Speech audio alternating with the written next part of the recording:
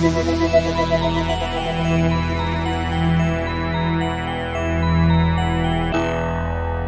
the Vintage Burn Podcast. This is Kev. And Doug. We are Marco-less for this episode, but it's been a while, and we just wanted to get some content out to the world and let you guys know that we're still here. We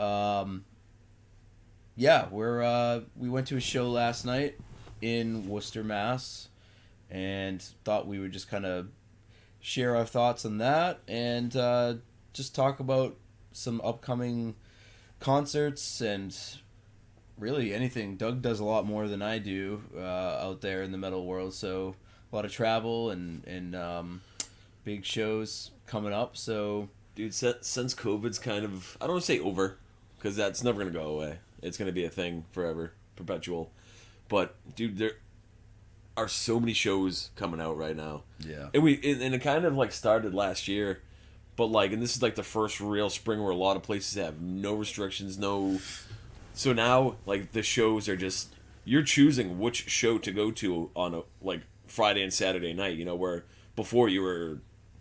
You know, it's nice. It's nice to see that bands are coming back, but there's also a lot of tension, too. And we're kind of talking about this yesterday with the venue thing, which... We'll get into that. So, do you remember the actual bands that are doing it? I know, like, a bunch are. I don't know. I mean, I saw something on social media about... and what we're referring to is, you know, bands taking some stance on venues wanting a cut of their merchandise or something. So, you know, look, bands have suffered from COVID. You know, I mean, not being able to tour, a lot of bands are either not coming back or, I mean, there have even been some, you know, unfortunate suicides or deaths related to them not being able to tour and just kind of being lost, you know, being on lockdown. And it's a real thing, and I think people need to talk about that. And then not having that lifestyle of being able to tour and make money, because most people in bands don't make money off of record sales. That's pretty non-existent. Especially nowadays with so many streaming platforms. I'm the worst offender. I mean, I have a lot of the stuff I listen to. I'll go to the bands when they come around. I'll buy a shirt. I'll buy a record, you know? Yeah. Or I've owned... And I don't feel bad listening to Creator on Spotify because I've owned everything they've ever put out 6 different times on 6 different formats. You know, we're kind of at that age now. And I think the bands who are making something off of streaming, it's like 27 cents a song or something like that. Something. It's something awful. It's not... Yeah. Either way, it's not great. So touring, you know, is their career, and it's how they get their income. And now it sounds like venues are trying to take advantage of merchandise sales, which is really unfortunate. That's really such a scumbag. And I know this is, you were telling me yesterday about the whole Zeppelin thing. Like, this has been going on since the 70s, probably even earlier than that. Yeah, I mean, Zeppelin were a band that had a manager that really helped take care of their finances and take control, making sure they were not being used by venues and promoters and things, and really help them make most of their money. And what Doug's referring to is in the one of their old DVDs, you know, there's a point where their tour manager's like ripping this guy, this venue manager apart because they were selling T-shirts out in the parking lot, which we've all seen. It happens all the time. But back then when it was starting to happen, you know, I mean, printing wasn't that great. So, I mean, it wasn't as prevalent as it is now. And you know, he was like, we want to cut, if not all profits of these shirts, or we want you to stop selling this shit outside of the venue because, you know, Zeppelin, they make their money off their merch. Like, so it's either you let us sell our stuff and you get rid of the fake shit out in the streets, or we want whatever cut. So it was cool to see that, thinking that this is still a topic. Actually, even worse now that, you know, they were making great money off of, you know, ticket prices too and records back then. So there were other streams of income. Whereas now, merchandise is a real, you know, primary form of income for these bands to be able to survive. If you even want to call it that, you know. And that might just be to put gas in the tank. That might. Then I'd be like, all right, cool, I'm going to pay rent because I sold. It's like That's just to kind of get him, dinner that night maybe, or get put up on a motel too, depending on the band too. I didn't even think, with the cost of repairs now on vehicles. Oh yeah. Well, like a van, imagine that. Like we gotta get, because even used vehicles, you get fucking gouged on. Yeah. It's really sad to see that in the state of music. So I mean, like anything, there's always ways around. Like my buddy from Dysentery was like, yeah, he's like, the first time he encountered this, he was like, we were playing a show, I think in like New York, and he's like, it was the end of the show, we're wrapping up our shit, and like the bar manager, whoever comes over, he's like, hey, I'm just here to collect, and he's like, collect what? he's like, what the fuck are you talking about? And he's like, oh, we take blah blah blah of your shirt sales. He's like, the fuck you do? He's like, all right, we sold one shirt, here's $1, bye. So, but now, I mean, I've heard of bands just fucking having, you go to buy merch and it's just a QR code, where you scan, you buy it off Bandcamp, you buy it off from them directly, a Depop. I would much rather pay an extra $6 to have a band ship me a shirt than to fucking pay the venue. You know what I mean? I agree. That's such a shitty thing. Like, the band, yeah, you have a venue, but you could go to any venue you want for a lot of these bands. Like, you're the reason you're the reason asses are in the seats. Well, and now we all know ticket prices are, being gouged. Ticketmaster's allowing you to basically be eBay for tickets. I mean, I could buy $1,000 worth of tickets during pre-sale that people won't get, and then charge triple, quadruple. It doesn't matter, because they get my ticket sale, and then Ticketmaster will allow me to charge whatever I want, and they still get a price of, they get a piece of whatever I resell as, so they don't care how much you sell it for. Because they're getting a piece of that. They're getting a piece of that too. So ticket sales are awful now for people. For people who can't really afford to see a band that for $100 show that shouldn't have to. I mean, pre-COVID, some shows were $30, and now it's a $100 ticket. It's crazy. Or it's a $35 ticket, but you're spending $60. You shouldn't pay half the ticket price in fees. Oh yeah, like fees are funny. Yeah, you're doing nothing. You're literally just air quotes service fees. Inconvenience fees. So I'm gonna drop a link on the Vintage Bird Facebook page to John Oliver. Do you follow John Oliver? I don't know. He's a very witty English guy that I think he's in the States. I don't know if it's like the John Oliver show, but I watch like the recaps all the time, and he'll just go on these like hilarious rants about and this one in particular I'm talking about is the Ticketmaster. And he'll break it down for you, but in a way that's not just like information. Like, he does it in a funny way, makes jokes. Like, it's actually very entertaining. I think you would like it. And he was explaining how, like, they'll basically release, they'll buy this many tickets of their own to resell. The rest they'll kind of put out into the wild, and then people fight over them, buy them, resell them. So it's like they're, no matter what, like you were saying, their hands are in every single pot. They're basically, it's actually super interesting how fucked up it really is. Yeah, and the prices in general. I mean, look, this Pantera reunion, which is, this is not air quotes again, reunion. Yeah, it's not a real reunion. I mean, let's be honest. The Abbott brothers were, pivotal in that band, and that's just a band that you can't recreate without those guys. Anyway, the chart, I was like, all right, I'm gonna look at pre-sale tickets for a venue close to me in New Hampshire. $750 for a front row ticket, or front section, because I think they have a front pit section or something too. Yeah, I could not believe. Now, I've seen the real Pantera at Ozfest, and even that ticket price was like maybe $150 back in the day to see an amazing lineup of bands. Ozfest? Ozfest was probably like $50 back then. Well, you're probably right. It was very reasonable because we were kids. We were fucking kids going. Yeah, you're probably right. But even then, okay, so even better. What a cheap to see, Ozzy, whether it's Ozzy or Black Sabbath or at those times like Tool's been on one. Slayer had played one. Yep, I mean, so many amazing bands. I mean, yeah, Lamb of God's been on there a bunch too, and Priest, Maiden. Priest, Maiden. Like System of a Down, Deftones. Like, they've had bands.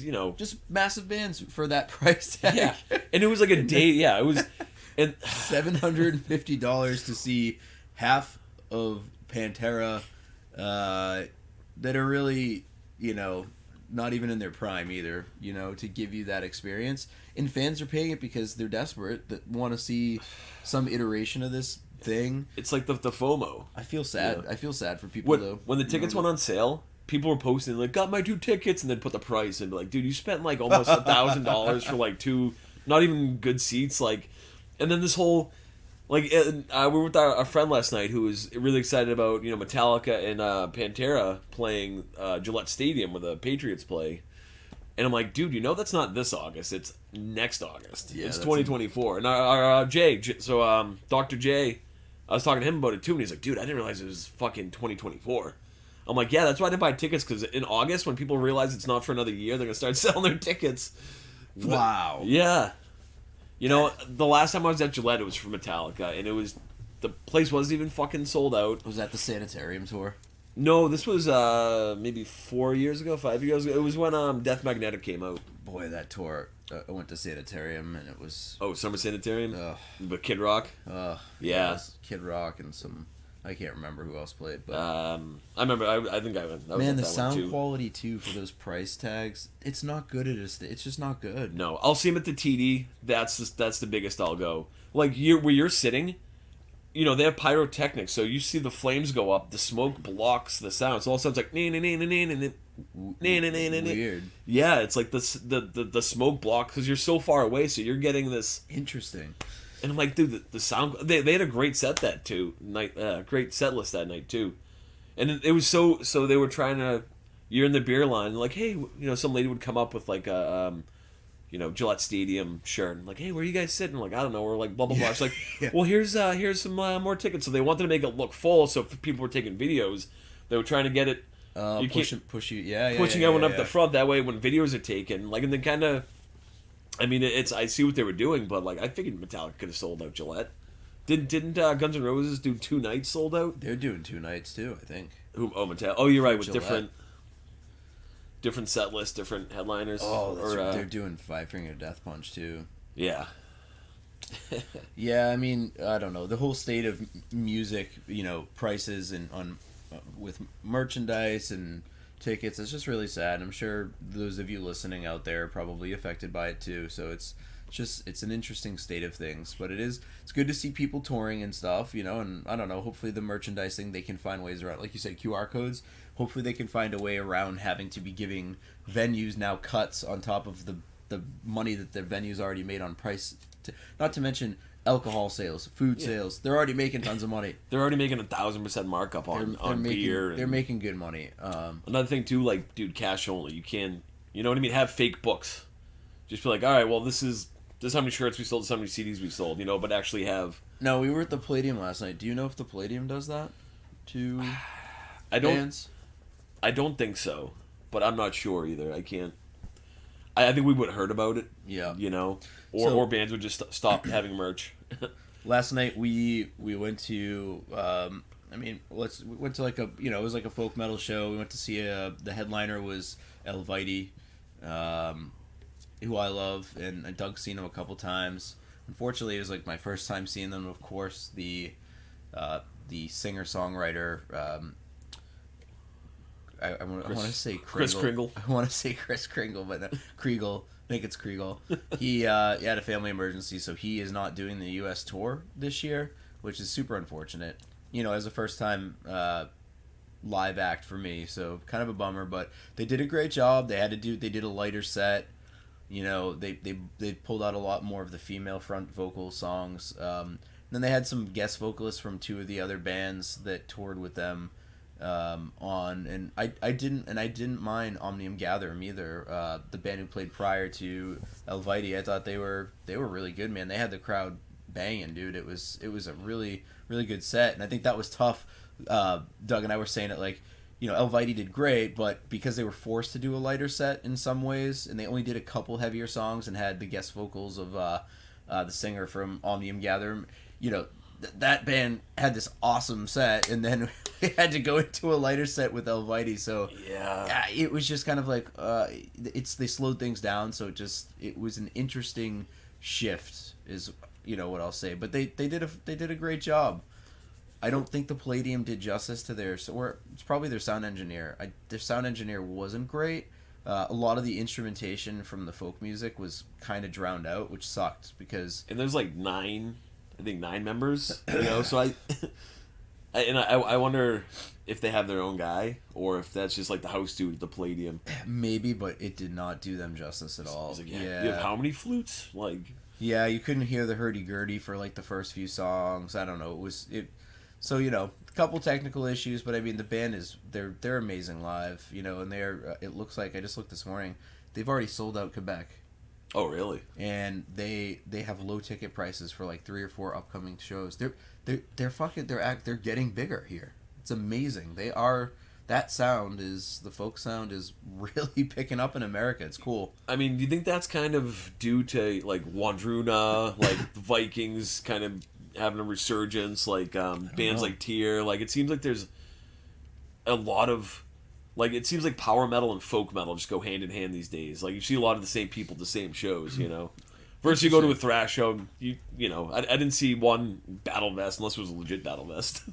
There were a few people dressed up, not as bad as I thought it was going to be, but the crowds are totally different at these folk shows. It is a totally different crowd, you know. Yeah. Like you said, there were a couple familiar faces, but it is interesting to see the difference in shows and even age too, and yeah, the younger crowd too. Which I think you know, if I was a younger kid now getting into music, I think Illuvitis might be a good like segue, you know, because it's like, all right, they get female vocals, they have some harsh. I'm getting used to those, but they, you know, it's just beautifully done. Like I could see that being a good gateway band for a younger. I still feel like the ratio men to women, there were more men at this show too. I thought there would have been way more women because of, you know, you get a female 50% female fronted band with more women in the band too. So I thought there'd be more women there at the show supporting. Well, maybe there's more dudes coming out because of the women on stage. Yeah, that's true. There are some bands like Savage Master. Like whenever there's like a female fronted band, like you have these dudes that like you can just tell they crawled out of their mom's basement.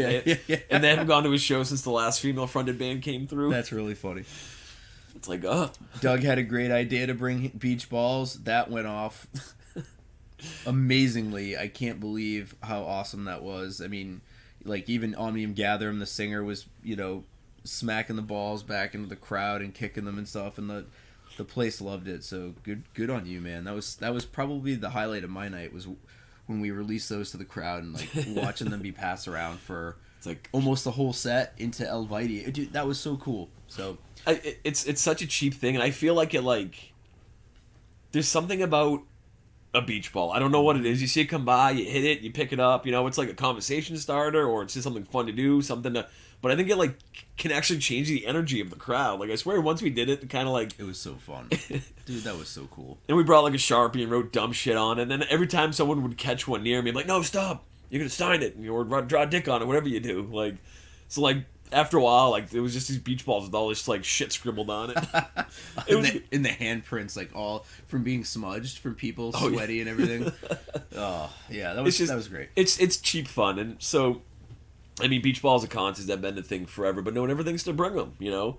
So, like, I went to a black metal festival in November, Thanksgiving weekend, and I'm like, you know what? You know a lot of black metal dudes. Like, I remember when I used to go to Mess de Mort, is the name of the festival. I went to the second one they had back in 2012, and it was very grim. You can't see, but, you know, arms crossed, like, we don't move, we don't bob our heads. They're like black metal is like, back then was so far up their own asses, you know, but now it's a younger generation, so like even moshing wasn't a thing then. But like, so at this one, I remember like telling my friend of mine who's Mrs. Black Metal, you know, and she's like, you can't do that, like I'm gonna disown you, divorce, like I don't know you. And then and she was so against it, but then as soon as like I send up a couple beach balls and messed them more, and like, you know, a couple volleys, I think the problem there was so dark that like they would fall to the ground, like people I don't think were like. And then every once in a while you hear one like pop. Yeah. Because there's that one guy. But it's this just is a like, black metal show. You can't. Yeah. We can't have fun. Black metal, no like beach ball. Yeah. So yeah. I think it's just a cheap thing that's fun. You know what I mean? It's innocent, it's fun, and I think people just get a kick out of it. So yeah, that was such a great time. So what do you have coming up for more shows this year? You have more exciting shows. I'm doing a couple. I've really been into cover bands. Like I'm going to see a Pink Floyd cover band. I've already seen a Zeppelin cover band, and then Doug and I were going to go see this Zeppelin cover band again, so I'm seeing them for a second time this year, and I'm enjoying, music bands I'll never see, that are no longer in existence, and I'm enjoying these cover bands that are almost, sounding like the original thing, not the really shitty cover bands. Yeah, not your local bar on a Friday night, like the professionals, like a legit band that is making money off of touring. So I'm seeing a band called Brit Floyd at Hampton Beach Casino. Again, we're seeing Get the Let Out. They're probably the best Led Zeppelin cover band in the U.S. And I'm trying to think of what else. We've got Life of Agony. Oh, Life of Agony. Shit. You're right. I forgot about that. At a small club in New Hampshire, which is going to be awesome. I saw shows when they played Florida, dude. I know they don't let people on the stage at the venue that they're playing here, but, like, there were people, like, running on the stage, jumping off the stage. Like, that album was so pivotal. Yes. River Runs Red was so pivotal for so many people. So all those dudes are in their 40s just snapping, And I forget, they're doing that album, River Runs Red, front to back. We know Marco's very excited about it, too, so... Yeah, it's gonna be from what I've seen too. I think the energy is gonna be awesome. Just like we recently, Doug and I took a chance on seeing In Flames at the same place. They kind of did. I'm telling you, I think. Remember I was saying they only did a couple select dates in the U.S. In Flames are a massive international band. If any of you out there know the band, you should, in the metal community. And we were like, why are they playing Wally's, man? This place is a fucking hole in the wall in New Hampshire. And I felt like it was a test for their new record, and they wanted to see because they had very different bands. They had Upon a Burning Body, which you and I laughed about. We thought we thought they were terrible. They're a deathcore band, and we could talk to each other like we're talking now through their set. Something was up. Like they were either running their instruments through computers or something. Something seemed off. Something seemed massively off. Yeah, it was. And I'm like, why can't we hear each other? Like, this is So because the band prior was just crushed their set. Darkest Hour was amazing. They were first time seeing Darkest Hour, and I'm like, man, those guys were great. And they're still around, and they're writing new material. So anyway, they had a mixture of bands. A little bit of metalcore, a little bit of deathcore. And In Flames have gone a little bit lighter in recent years on their records and had some significant lineup changes that kind of changed their sound. And so now they got a pretty solid lineup. They have Chris Broderick from Megadeth in the band now. And as a permanent member. He's a permanent member, has written material on the new record. And, half of their new album, for the most part, is pretty solid and heavy, old school In Flames. And so I think they were doing a market test to see, and they're obviously going to have a giant tour, but I think they were testing the waters, and it was cool. And we like Kev said, we felt like we were taking a chance because we were like, I don't know, it's like, what's their angle? What are they, why are they playing the small venue? But I think they were testing the waters. And... Yeah, I couldn't hear any of the new material. Like, I shouldn't say not off the new record, but any of the stuff in the last 5 to 10 years, I couldn't stomach. It's just not what I'm into anymore, that sound. But we got one song from each In Flames record all the way back to Lunar Strain, I believe. So yeah, one song from each of those albums. Like Graveland, which I've never seen live. Yeah, one Jester song, one Horacle song, one Colony song, and then for me, like Clayman, I kind of fall off the map at Clayman. I think you do too. Yeah, so. even Colony's kind of hit or miss. Right, it was Colony, then Clayman. Yeah, Colony, then Clayman. And so, yeah, they went through their discography, but they gave us old stuff, which they've tended to start to stay further away from, in the last decade or two. So it was very cool. And their first 3 songs on the new record they played were bangers, and they're heavy and fast. And, yeah, it was really, really cool. And, they had so much merchandise. Speaking of merch, those guys had tons of shit. Shirts galore. And it was just cool. It was like, you're seeing this big-ass band in this tiny venue, and it was an incredible show. So we're looking forward to the Life of Agony. Hopefully it goes off just like that. Yeah. I can't think of what else. I know you're going to Death to All, I think, right? I might do. I'm gonna see. I'm gonna try to hit that up with Marco this month, if I can. But I also we've got LOA, towards the end of the month, so it's kind of like I'll see if I can swing it. Dude, so many shows. Not to bore any of you out there, but I am gonna go see Robert Plant from Zeppelin 2 over the summer. He's coming back again, and he's just iconic. I gotta see him. I've seen him once, and he was amazing. Did a couple of Zeppelin songs, and I'm never gonna see the band, so why would I not want to see? And he sounds amazing, despite some people who said like, oh, he can't sing well anymore. That's total bullshit. he can sing incredibly well. So. Yeah, I think that's my last one to date, but nothing heavy like you, man. You're going to a lot heavier shows. So what do you got going on? So like in the next couple of months, so at the end of the month I'm going to Hell's Heroes, and I'm looking at so Triptychon is pretty rad, and they're doing early Celtic Frost, which is cool. They just did that at MDF, but you can't get enough Celtic Frost, especially Razor? early. Yeah, dude, Razor, who I've only seen once. I saw them with a Bolt Thrower. Up in Canada, drove like 12 hours, basically saw the show, and then drove home. So we're on the road for 24 hours for it was wild. Possessed? Yeah, Possessed. Demon. Actually, I think this is old. I think Demon dropped, which I'm a little bummed about. I forget who replaced them, but Liege Lord, Satan, Pagan Altar, Visigoth, Riot City again, which if you've never heard Riot City, fucking check them out. Night Demon, Haunt, Tower, Night Cobra, Gate Creeper. No, Keeper. So a lot of these bands are actually playing. They have a festival now here in Worcester, about 20 minutes from where we are now, called Stormbringer Fest. They had it last year, and Riot City played. Who else? I forget who the other headliner was. I was basically there for Riot City, but they have a lot of like more traditional bands. But this year they have Savage Master, which is going to be awesome. They have that Night Cobra. Visigoth was announced, so they got some pretty good bands coming into this now. It's kind of becoming a thing, even though it's a smaller venue. So yeah, that's Hell's Heroes in Texas coming up at the end of the month. Jesus, you're going all the way to Texas. Then me and Marco are going to Brutal Assault in Czech Republic in August. We're gonna go to Portugal for a few days, go to Czech Republic, and then try to finish off in Germany. And that's not. Both of you have done Brutal Assault before, right? Or is it just Marco? Just Marco. Marco loves doing those. So the cool thing about Brutal Assault, I guess it's on like an old fortress. Oh, that's like cool. on the water, so you can like sit on like the old walls and shit and like watch. I guess it's like a smaller, versus like Wacken or Hellfest, like where they have they probably have a quarter of the people at Brutal Assault, which is very tempting, Yeah, that's interesting. Because I haven't done a ton of European festivals. I did like Fall Summer in France, Arcane Angels Festival in Greece. Dude, we did Lords of the Land in Scotland, and it was basically like the Scottish version of the Hampton Beach Casino.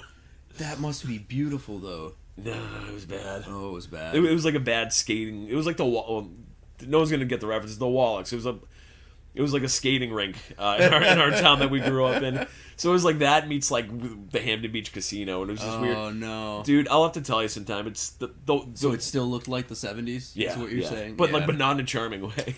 Yeah, I was thinking when you said Scotland, I was thinking like some old theater, or maybe even like again like something rundown, like a rundown castle or something. Like, I wish they should. I mean, it was a cool venue. It was very spacious, but like I think it was because it was. The next morning we were leaving, and we'd already been there for 10 days, and you just wanted to get to that point where you're just like, I want to be home. Yeah. But like Bloodbath played, Dark Angel played. I think that was the last time I seen Bloodbath, because they keep fucking canceling tours or can't get in the country. Oh, I have like 3 tickets on the fridge from Bloodbath when they're supposed to play in Boston. That's right, they were supposed to play. Yeah, like a few times. So I think they're playing like MDF now, and they're supposed to be touring again, but we'll see. We'll see how that goes. Well, speaking of Bloodbath, the lead singer Nick from Paradise Lost, Bloodbath, he now started an 80s synth style band called Host.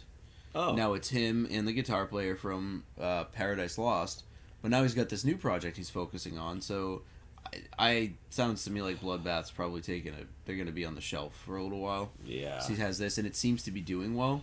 Because, I mean, honestly, it sounds, remove most of the guitar and drum work, and it's like Paradise Lost.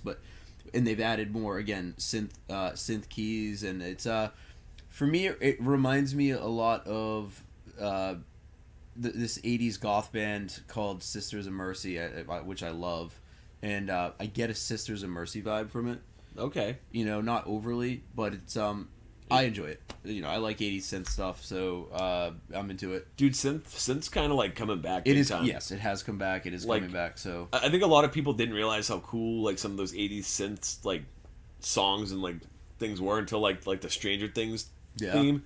And so now you have bands like obviously Perturbator and Carpenter Brute, like they're the kind of like horror synth. I mean, they've been doing a lot longer than Stranger Things, but I think like a younger crowd might have a better appreciation because like, man, like that beginning to Stranger Things is a banger. Like I want to listen to other stuff like this. So I think that got me to appreciate synth a lot more too, like 80s synth. And there's some really, again, like Sisters of Mercy, a really good 80s like goth rock band that's underground that nobody really knows or appreciates that much, you know, when you think of like 80s pop music. So really, really good band.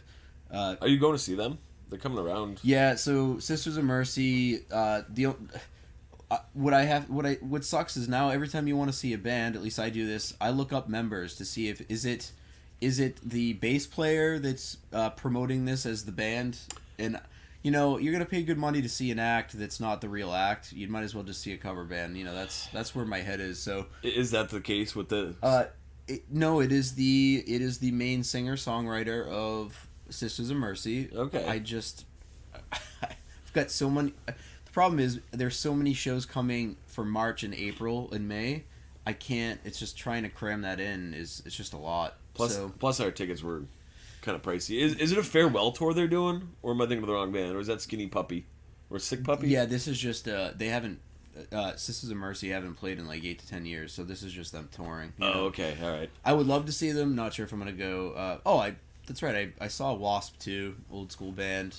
The venue wasn't great. I'm pretty sure Blackie was lip syncing some of the stuff. So he's a wild child. I'm not convinced that was a full live set. I feel like they kind of did a little bit of Kiss action. So I mean, speaking of Kiss, I guess they're finally gonna stop touring. I guess that's they're doing the farewell. So they're we've heard that how many times though. Yeah. Say like Motley Crue, Kiss, like they can't. They want to do it. I think Slayer's the only one that's actually going to stay retired. And apparently Paul Stanley managed to piss off the Kiss Army by recently saying like this iteration is better than Kiss has ever been. He said that he made a comment like back in the 70s we should have been called Piss, not Kiss.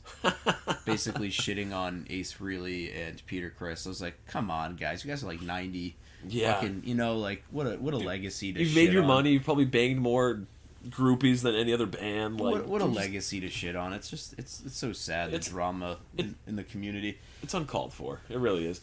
We went to a show once at the Palladium, and I think it was Ace Frehley was like signing autographs, but I don't think he was playing. Do you remember that? And then someone actually got an autograph that we were with, and I'm like, dude, how much was that? And it was like $150 for like just a promo and a signature. Really? Yeah, and I'm like, first off, I don't know why you'd get that, and second off, I don't know why he was even there. Was that like a Rock and Shock or something? It might have been a Rock and Shock. Yeah. I think it was the same time that you bought, God rest his soul, fucking Alexis a beer, and he didn't drink it because he was sober. Oh, Alexi Leo. Yeah, from Children. Yeah, I was so excited. That was hilarious. Yeah, that's funny. Like, yeah, have a beer with me, cheers, and he was just like. It's like he could have just said like I'm sorry, I'm not drinking, or I don't know, but I don't know. I think he was in recovery at that point. I didn't know. Yeah, I was just a kid. How are you supposed to know? I was excited. So in new music, I mean, I've shamelessly have to plug this band, but there's a band that I got into about a year and a half ago, maybe less. Maybe we'll say about a year ago. Obsequiae, and very hard to describe their sound, you know. I don't want to start like label dropping like what they're classified as, but just a really great melodic metal band. I recommend checking out. So that's Obsequiae, and we'll drop a link too because like I'm too lazy to spell it for all of you. I was gonna say look it up. I've had to like Google it. Like that's something I will never remember how to spell. But Doug knows, you know, the main singer songwriter of that band, and which is interesting. I don't even remember how I brought up Obsequier to you. I think I told you that I'm like, oh, Doug, check these guys out. And you're like, yeah, I already know this band too. I remember playing for Marco. He's like, yeah, they're cool, but too ambient for me. Oh, we know Marco is here. What's the word? It's atmospheric. Too atmospheric for him. But I'm like, dude, that's half the charm. It's not like shoegaze, but it's kind of like I don't know. It's beautiful. Like both albums are just beautiful. As Tanner described his own music, castle metal. Castle metal. Yeah, it is awesome. I love it, man. It's just it's great music to listen to on an open drive, or if you're in a boat out in the ocean. You just get that vibe from the music. It's great. Death vocals are great. Everything, man. Very melodic. It's great. Check it out, Obsequier. But Doug and I, they just dropped Tanner and his other band just dropped a record. It's old school melodic death metal. Speaking of like Old in Flames.